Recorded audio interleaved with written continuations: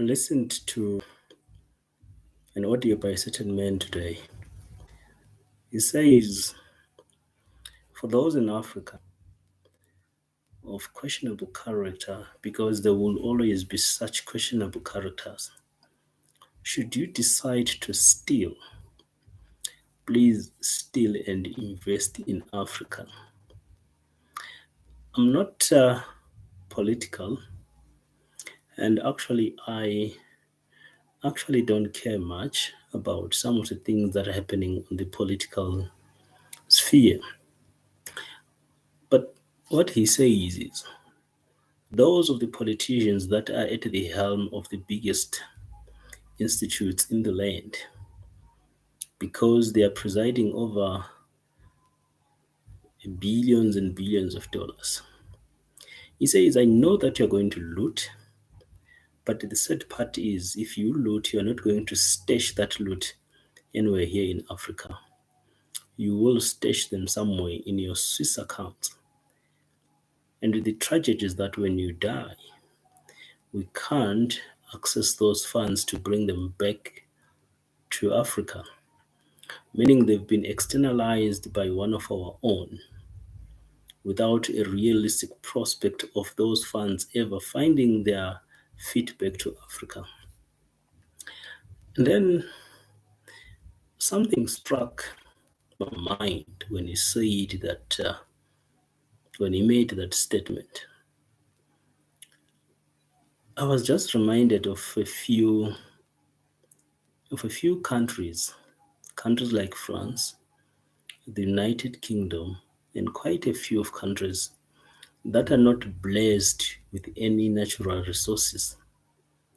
But you would go to find that they've got an abundance of those resources, way more abundant than some of the African countries where those resources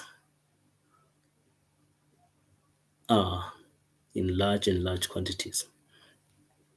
Those countries have developed on the back of an abundance of resources. It could be raw materials, it could be whatever precious minerals that you can think of. They are not mined in some of the countries in Europe, but those countries in Europe, for whatever reason, do have access to them, even more access to them than where they are actually extracted, which is in Africa.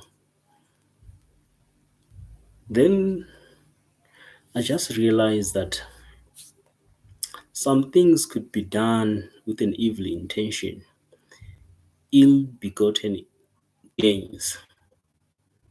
But if somebody puts them into proper use, something is bound to come up. I'm not saying something good because I'm yet to see anything that comes out of evil. I've never seen any goodness that comes out of evil. So I would never say evil can ever beget something good, but evil does beget something. Yes, it's a given that evil will always beget evil, but evil will, in some instances, beget something which is not necessarily good, but it is something.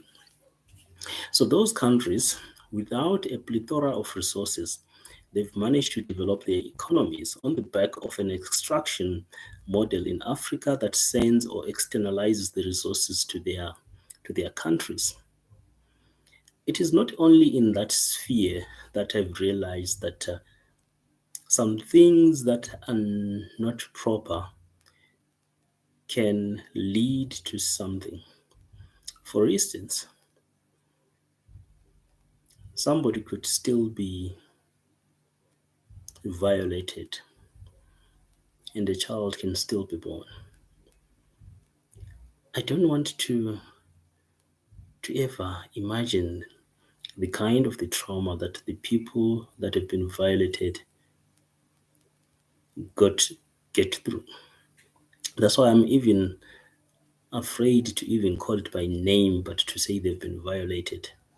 But something is still going to come out, which means there are some of the things that God ordained, whether they are not ordained, but God allowed, that should they happen, the end result is X. If X and Y happen, Z is going to happen. So, what are those things that are next to you that you know if you put them together, they will lead to something?